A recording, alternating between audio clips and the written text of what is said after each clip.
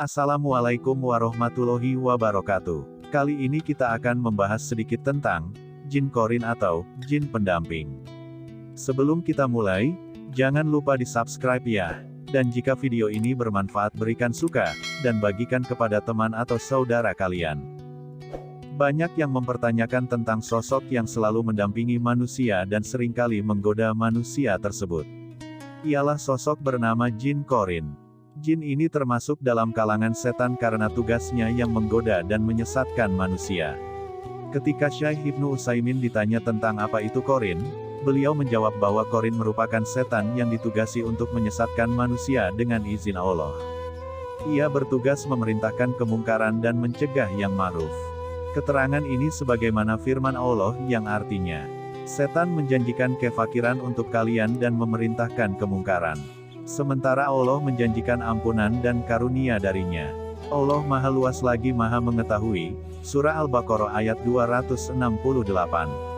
Apa dalil yang menyebutkan secara jelas adanya jin korin? Dalil atau keterangan yang menjelaskan tentang jin korin terdapat dalam firman Allah berikut. Yang menyertai manusia berkata, "Ya Tuhan kami, aku tidak menyesatkannya tetapi dialah yang berada dalam kesesatan yang jauh." Surah Qaf ayat 27. Dalam tafsir Ibnu Katsir, yang disebut dengan yang menyertai manusia adalah setan pendamping yang telah ditugasi dalam setiap kelahiran anak Adam. Beberapa sahabat dan ulama yang menyatakan hal ini adalah Ibnu Abbas, Mujahid dan Qatadah. Sementara menurut hadis dari Ibnu Mas'ud, Rasulullah bersabda, "Setiap orang di antara kalian telah diutus untuknya seorang korin pendamping dari golongan jin." Para sahabat bertanya, "Termasuk Anda wahai Rasulullah?"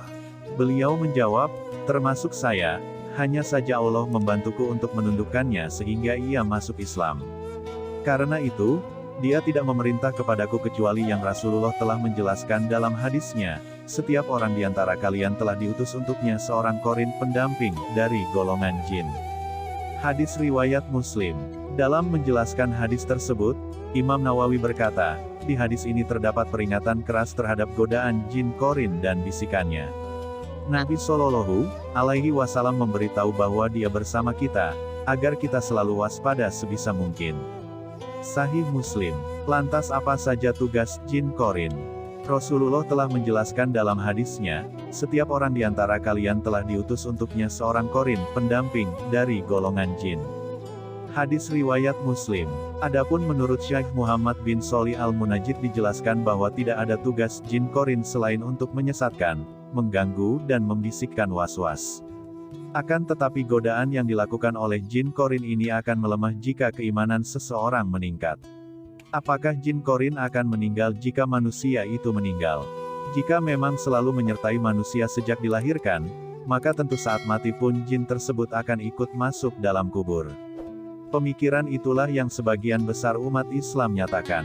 Namun ternyata menurut Syekh Ibnu Utsaimin, setelah berakhirnya masa hidup manusia, maka jin korin akan meninggalkannya. Ia sudah selesai mengemban tugasnya, namun tidak mati.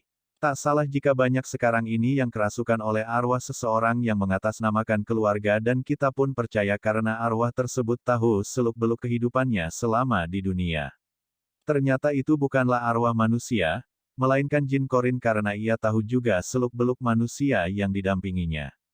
Bagaimana cara melindungi diri dari godaan jin korin? Sebagai umat muslim, sudah menjadi kewajiban kita untuk meminta perlindungan kepada Allah, terutama dari hal-hal yang di luar penglihatan dan pendengaran kita seperti bisikan jin korin.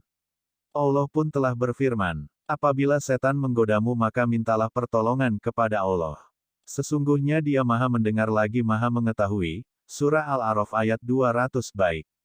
Hadis riwayat Muslim. Sehingga ketika kita merasa bahwa godaan dalam diri begitu kuat ingin berbuat maksiat ataupun melakukan dosa, maka segeralah berlindung kepada Allah. Sandarkanlah segala kelemahan diri kepada Allah Ta'ala. Wallahu a'lam.